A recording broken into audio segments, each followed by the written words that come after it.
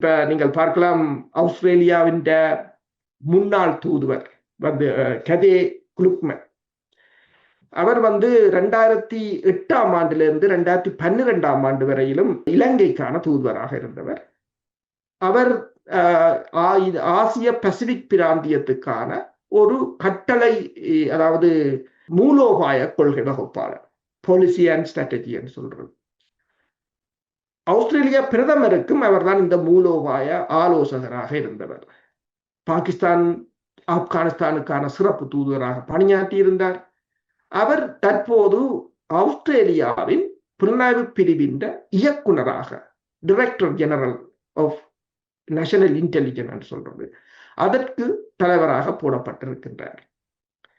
அண்மை காலமாக உங்களுக்கு தெரியும், ஆஸ்திரேலியா இலங்கையில் அதிக அக்கறை எடுத்து செலுத்தி வருகின்றது.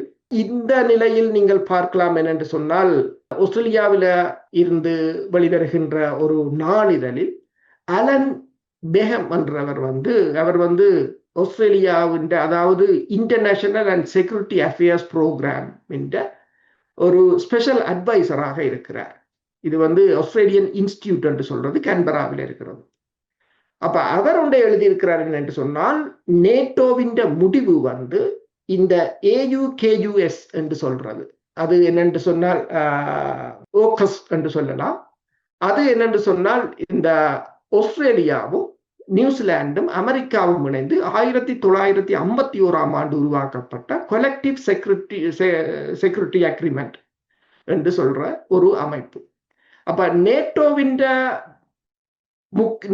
முக்கியத்துவம் குறைந்து வருகிற நேரத்தில் இனிமேல் இந்த அமைப்பின் முக்கியத்துவம் தான் அதிகரிக்கும் என்று சொல்லியிருந்தார்.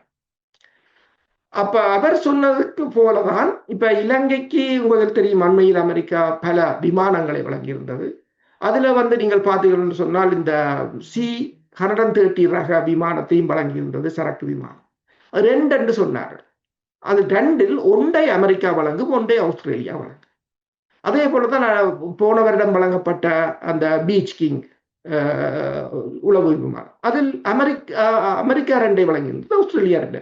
அப்படி மாறித்தான் வழங்கு. அப்ப அதாவது அமெரிக்காவின் இந்தோ பசிபிக் பிராந்தியத்தின் ஒரு ஒரு முக்கிய புள்ளியாக இனி ஆஸ்திரேலியாவையும் ஜப்பானையும் தான் அமெரிக்கா பயன்படுத்த போகிறது. உங்களுக்கு தெரியும், ஜப்பானுக்கும் சீனாவுக்கும் இடையில் அண்மையில் ஏற்பட்ட முருகல் நிலை தெரியும்.